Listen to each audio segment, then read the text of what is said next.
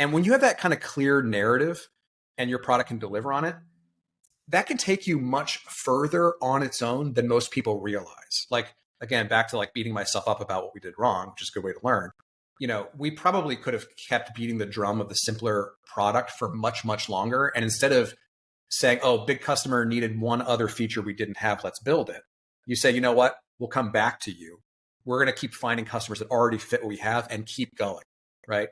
So your metaphor can probably take you further than you think.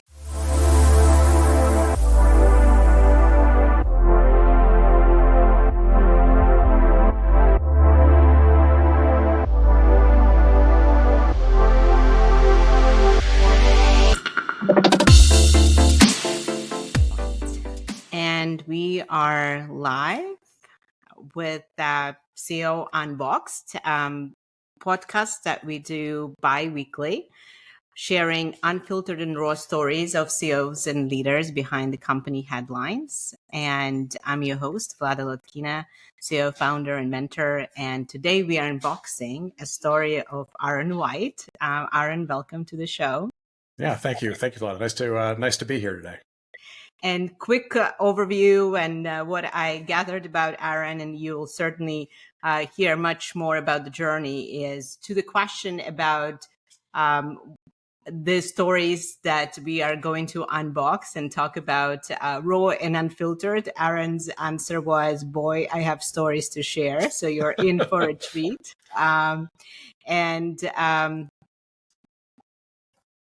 Separately from that, I just was asking Aaron before getting on the show about how many exits he had, because there are too many to count. And then obviously there are so many amazing stories of perseverance that will inspire and lift off those who need it today in their journey. So I think without further ado, Aaron, I just wanted to start maybe from those various exits that are too many to count, and just talk about kind of what they meant to you at different stages. Yeah, well, I think I can count them, so I'll try here. But though it's nice to believe they're uncountable. So the two, there were two that happened very early in my career. So I'm 42 now, and back in the 2008 to 10 timeframe, I wrote a little bit of JavaScript code that helped people find errors, and sold that to a company called Crashlytics, which later got acquired by Twitter. That was a very small exit, but when you're still in your 20s, anything even in the tens of thousands of dollars, which is about where that was like a meaningful sale. I sold technology, and that was like, oh, you can not just make things for fun and not just have customers, but there's value in what you've built. But that was so small that, it didn't change my life, but it did embolden me, which I guess also changed my life. And then I started two companies at about the same time. One of them was in EdTech. That's a company called Boundless. And we were trying to make textbooks free for college students. And that was a really interesting company. And we sold it technically, but it was not a good outcome for anybody involved, whether it was common or investors. It was sort of dollars in, dollars out scale. But in the 11th hour, it could have changed my life again in my early 20s. We can come back to that. No deal is done till it's done. That's a lesson I've learned too many times. And the other company I helped start around that same time frame was a company called Price Intelligently, which later rebranded to ProfitWell. And that one was totally bootstrapped. And a buddy of mine would get together on the weekends. We would hack. We would build something in 2 days. We would try to sell it or launch it on Monday. If it got traction, we'd invest more in it. And that was one where we were building software, we were selling software, but we had no idea how to price software. What do you charge for software? I mean, it's ephemeral. And so there we did a bunch of research into techniques and surveys and data analysis, and came up with this vision for this company.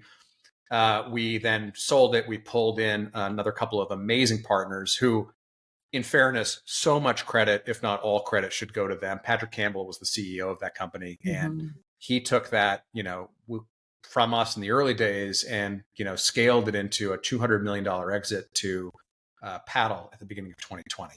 And that company was entirely bootstrapped. So in contrast to barely returning dollars, this was one where, we took something that had about $50,000 of investment from that tiny little sale I made, and a lot of, smarts and market timing and grit and marketing oomph from Patrick and his team, and scaled that into something really life-changing for a large number of people, which was amazing.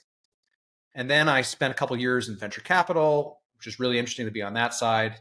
Also very painful. It's not the same as building. And then ultimately started another company called Blissfully. I like these B companies for some reason. And that was one where we knew that people were buying tons of SaaS software. They were losing track of what they had, and it was making a mess of their IT systems. That we started building in 2016, really got serious about it in 2017, fundraised, and then ultimately, built a multi-million-dollar ARR business, and then sold to a company called Vendor, also at the beginning of 2022, where my team and I came on. I became the CTO. We grew the product development and design organization up quite considerably, and that technology became the underpinning of their software stack. So 2022 was quite the year for me. That was like a lot of both gratification of like hard work well done, and then also the beginning of a really interesting and challenging and educational 2-year period, being part of a hyper-scaling company, which is it makes you learn a lot fast, as I'm sure you know. Yeah. And then the end of last year, I decided to go back to my entrepreneurial roots and start building again, and this time in AI. And if we dip over there, I can talk about that for a long time. It's a very exciting time to be building again. All those. Oh, sorry, are you sleeping now after seeing what Sora can do, or still sleepless? No. I've always been terrible at sleep, but seeing how fast we're advancing. Did you see the Gemini announcements that just came out as well? It's clear we're still on this sort of exponential upswing, and it's going to have huge implications. So no, I'm not sleeping well, but I have never been a good sleeper, so it's unfair to blame it entirely on AI. Wonderful. Well, that's a new kind of business, right? To sleeping pills to persevere against AI. But thank you so much for a summary, and certainly so much to unpack. So many opportunities to compare and contrast, right? So if we go back to those first experiences, I'm really, first of all, curious in terms of focus, right? The textbook tells you it's all about focus. You cannot be doing 2 different businesses at the same time. You have to be all in. You have to do it. So how did you think about it back then? And was it turned out that you sort of diversified risk, and one of them turned out great and the other not so much? But how did you think about sort of starting 2 companies at once, and why these ones? Yeah, the why is easy. One, Price Intelligently was born from a very real problem we were having that others also had. And, if I could turn back time, I mean, it turned out great. And again, that team was incredible. Finding something that others actually have a real problem and will pay for is, that's hard. But when you have it, it's magic. And if you do a good job of execution, you can create success, whatever your scale of success definition is. The other company, the ed tech company, was more of this ambition to just radically transform education and do good in the world, which is awesome. Like, there's nothing wrong with that. But what we found out early on, unfortunately, was that education is just really hard because you've got to align so many different parties. I'm like preaching to the choir. You have to align so many different parties here. And for the textbook opportunity, it was one of those where we knew it was better than textbooks. You've got the internet. Like, how could the internet not be better than learning from textbooks? But the problem is the school has an angle. The teachers have their momentum. Publishers have a very strong grip on the higher ed system. And students will kind of do whatever's safest, even if it's expensive, because loans were cheap back then. And so that kind of created this weird place where the opportunity, we were trying to make something happen the market didn't really want to happen. And so, like, you can't fight a bad market is advice I'm sure has been shared before, that others have heard over and over. But, that was a case of it. So going back, I don't think splitting the difference and trying to create a portfolio is necessarily the best move. I think focus is a better move. That said, it turned out, to work in my favor. But, if I could do it again, I don't think I would have tried to navigate a couple things at the same time. And so you've highlighted obviously how great the team was, and there is certainly that's a critical ingredient of success, right? Startups are so damn hard, especially those early days, and every player has to be an A player and sort of play well with the rest of the team. But do you think that the market timing played the key role in the success, or was it some unique insight that you guys had? I think it was a combination of things. I think it's team more than anything. I think if you don't have a good team, it doesn't matter what you're doing, honestly. Right, don't go to war. Yeah, just find a different team, honestly. But if you have a good team, you're still not guaranteed success, obviously. Market timing matters.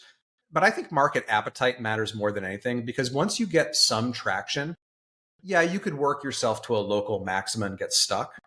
But if you have no traction, you're not going to go anywhere. So even some success, even in a market that may not be big enough, is usually enough for you to layer on top of. And that's exactly what we did. The first version of the business was selling survey software to people to conduct pricing surveys and analyses themselves. We then found that was too complicated, but we were making money and we were making contacts and we were getting feedback. When you're getting feedback, you can adapt. And so with that feedback, we're like, oh, this needs to be more of a service model, a consultancy service type offering. Then we invested in that and built it. And then we came up with, oh, and you know what? Not only are they having problems with this, they're having problems tracking their metrics. That gave rise to a software opportunity. And then we grew the software opportunity. And, all along the way, Patrick is doing incredible marketing. The engineering and product team are making incredible products. And that put us in this perfect position. We're at the height of, SaaS now. That was a great place to be. So, but it didn't look like that in 2010, for instance. So I think team above all else, and then some ability to interact with the market, even if the market's not necessarily your final market or the best market. Yeah. And it sounds, Aaron, that you did, as you defined sort of the steps you went through, and I don't know how much thought was there saying, hey, we pivot into this idea, that idea, but it was certainly an evolution, right? But at any point in time, sounds like as a bootstrap company, you were focused on making money first and learning, right, as you went. Were there some specific decisions about, hey, now we have to discontinue a branch, even though it's still making us money, but it's dragging our time, and sort of, because I find that to be, when there is such an evolutionary growth story, it's really hard to cut off those branches, and sort of then you end up with this sort of a ugly looking tree. I definitely made those mistakes many times, and I'm happy to talk about that. In the case of Price Intelligently, I don't know that there's micro pruning, but the macro was about the same. It was this first software product, which we did prune. It was too early. It was not enough for people to do on their own. The consultancy was very valuable, and that took the team did a lot of work to make sure that was effective for customers. And then the software product and its evolution. So, I don't think there was that much pruning there. I've definitely, blissfully, I can beat myself up left and right over how many things we glommed into the product that actually made growth harder. Like, you think you're going to open up new customer opportunities, but really you're actually just creating drag and debt. So if you want to talk about that, that is a place where I made that mistake over and over and over. And hopefully, have learned that deeply for the next couple opportunities. And how would so if we turn the clock back and sort of you're in that spot, how would you know or evaluate whether it's time to sort of not to to overinvest and go wider? Saying no is one of the hardest things to do, I think, especially when you're an optimist, and if you're a builder, you can make something work does not mean you should make it work, right? So the Blissfully example, it was, we're going to figure out all your SaaS products automatically. And then we can help you save money on them, or we can help you with securing them, or we can help you with compliance, or we can help you with employee onboarding or employee offboarding. There's like 20 different directions it could go. And we made the mistake of doing almost all of them because we were thinking there's this mental model of how they all come together. The problem with that was trying to sell a new customer. You're picking from, a potpourri box of different things your software might do. And then when you're trying to grow customers, you're actually kind of caught because, no two customers are using the same things. So how do you know where to invest and grow? I think the solution is if you have clarity on what your strategic North Star is, and you've got real clarity on what it is you're selling, and you make sure that those two things point at each other, the product should back this up, and you adapt from there. And that was the thing we didn't get to until a little bit later. At some point we did have strategic clarity, but at that point it was much harder with all of the different customers, using different pieces. And then when, vendor purchased us for a subset of what we built, not all of it, right? They wanted, the team, and they wanted parts of what we built. That was our opportunity, like, thank God, to fix our original sin of overbuilding. We could say, okay, as painful as this is, customers, now we've got the breathing room to chop this stuff off and refocus for the future. So, saying no is hard. I think that original sin framing is one that I ask a lot of entrepreneurs. Like, I think every business has their original sin, Right. and it's usually the thing There you are kind of, skeletons. Yes. yeah, and somewhere in your head, what your problem is, but it's too big to address almost. So, like, blissfully, we overbuilt, and it was too big to chop off old customers because we kind of needed the revenue for traction to attract more funding, to attract more customers. So we couldn't unwind it. It's those kind of things that will get you in the end. And so I think being really aware will help you do the hard work of saying, okay, stop this stuff, double down on this stuff. The more you can focus, the better. Easier said than done. It's not an easy conversation to have with yourself. Yes, absolutely. And I think, now there is so much great information about product market fit and how, just because you're doing $1 million in revenue or, some bigger number doesn't mean you have product market fit, because you might be serving 5 different customer groups for 5 different use cases, and then you don't have any market fit, right? You might have $10,000 as as the best combo of those different factors. And And one way to look at entrepreneurship for me is what you're trying to do is to tell a real compelling story that helps people identify a hole that they can solve. Now, maybe they already know the problem. That's way better, right? When you don't have to educate the market. And when you have that kind of clear narrative and your product can deliver on it, that can take you much further on its own than most people realize. Like, again, back to like beating myself up about what we did wrong, which is a good way to learn. We probably could have kept beating the drum of the simpler product for much, much longer. And instead of saying, oh, big customer needed one other feature we didn't have, let's build it. You say, you know what? We'll come back to you. We're going to keep finding customers that already fit what we have and keep going, right? So your metaphor can probably take you further than you think. It's just a question of, are you finding the right fit customers? So the more clarified your vision, your product, and your ideal customer look like, the easier that gets. But again, it's so tempting to stray from that. Like, it's really hard. It's really hard, especially, every startup, especially in this climate, right, is trying to be really scrappy, is trying to squeeze and maximize their profitability or their unit economics. And then when those customers come knocking on the door, you have to be really disciplined and really bold to say, no, thank you. And if you've got a sales team, it only gets much harder to say, hey, please say no to these things. Like, their commissions are on the line, their performance, their self-esteem. Like, it is tough to say no.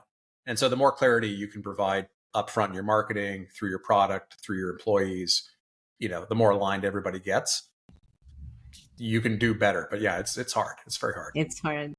And I'm curious about sort of the exit value or positioning for exit. So you talked about how only parts of the business were really what drove that outcome right at the end. Did you guys have a hypothesis internally that turned out to be true about which parts were the kind of strategic value? You knew what they were. Yes. Yeah, I think so. It's interesting because I think for any given acquisition, you really should be looking for a 1 + 1 = 3 scenario. There are large enough businesses that acquire also very large and meaningful mature businesses that are just looking for a new piece of P&L with some vague understanding of how, you'll get some efficiencies elsewhere in the business. Right. But a really great purchase is, especially if you're a small startup, you're not going to get the valuation you're hoping for off your revenue until you get much larger. So what you're looking for is sort of like, does this strategically unlock something for the acquirer? Does this close a a gap in the marketplace that allows them to really leverage their strengths on maybe sales and marketing that they didn't have in product? Or does this collapse multiple years out of their timeline to get things done, which when you look at the time value of money in fast growing startups is meaningful. Like if you can paint a 1 + 1 = 3, picture for part of what you're doing, like focus on that almost to the exclusion of all else. And if you can't, it may not be a good acquisition. Like it just may not be one. And then maybe there'll be many suitors and maybe you'll get lucky, with a bidding war or a fit or God knows what. But really be looking for that. What does this unlock that's meaningfully interesting? Yeah. And I think that's another important filter, depending on sort of your end game with the company, right? Thinking about product market fit, of course, is critical to build a business, but there is a kind of a strategic fit when you look at the broader landscape and say, where am I creating that enterprise value? And that's also an important part of that decision of which branches to chop off and when and how fast. Again, another there's very so many challenging thing to do. Yes. Yeah. The most challenging thing to do is pruning, I think. Yeah, absolutely. And Aaron, I do want to go back to some of these stories. So one of them you shared was building a company under the conference table. If I got that right. So tell me more about that story. Yeah, we're going right to the most challenging period of my life and my wife's life by a mile. So when we were building Blissfully, we had raised a conservative number of dollars. I think maybe 7-ish million total in, which maybe is conservative to some and not to others. But we were building a lot, and we had a sizable team and not a lot of money to work with. And our appetite was so much bigger than what we could afford, which is another lesson learned many times. When we were getting towards the acquisition for the company, prior to that, we were going out trying to raise another round of funding. And we had good but not great metrics, and like you kind of need great. Like I think that's the hard part for people to understand is that you might be very proud of the work you and your team have done, but good doesn't cut it, unfortunately. It's got to be great. So you've either self-sustainable and bootstrapped, or you got to be superlative. And there's no way around that. We weren't superlative, if I'm being honest with myself. And, we had entered into a weird spot where we need to be very careful with managing our customers and our money. And then the pandemic hits, right? And this was just catastrophic for so many companies. For me, I was living in New York, in Manhattan. My wife and I, then she was my girlfriend, but we had a 1-bedroom, in kind of the Flatiron area. It was not cheap. I really couldn't afford it on my startup, salary. But with the two of us making income, we could kind of afford it. And we're playing the long game, so it's fine. But the pandemic hits, and then she gets sick. And interestingly, not from the pandemic. She had these heart attack-like events that left her having multiple seizures a day where they would not stop until she passed out because her lungs wouldn't let her breathe. And I can't describe the horror of this. Like I'd be carrying her to the bathroom in the middle of the night. She ended up in a wheelchair. She ended up on a couch for like 6 months, then a wheelchair for 8 months. She had to relearn how to walk. Terrible. Like I don't, these sort of events are random. You can't control them. Healthcare in the United States has got its own challenges. We treat symptoms. Nobody was root causing this. It was very complicated. And ultimately, I ended up bleeding out all of my savings to try to provide us stability, to just keep living the lifestyle we were living so she could focus on recovering. And I didn't want to burden her. Well, in the end, between that, the pandemic, and the struggles in the business, I couldn't afford to keep us in New York anymore. So she moved back in with her family in Massachusetts for a while, and I moved into our office.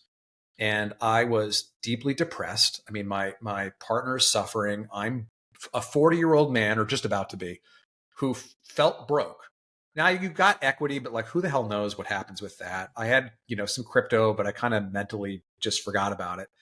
I felt like I'm going to be a 40-year-old failure who like couldn't provide for his partner in her time of need fully, who doesn't have anything to show for all his hard work.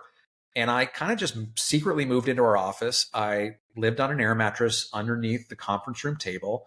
I had mice parkouring off me in the middle of the evening. I would shower when there was a shower in the building of like dirty, cold muck water. So I would take mucky ice showers every now and then until I, kind of fixed my finances enough to get a gym membership to go shower there. It was deeply depressing. I can't describe how deep in the hole I was from all this, but I didn't, if you asked me at the time, friends, family, I'm like, I'm fine. This is fine. It's entrepreneurship, whatever.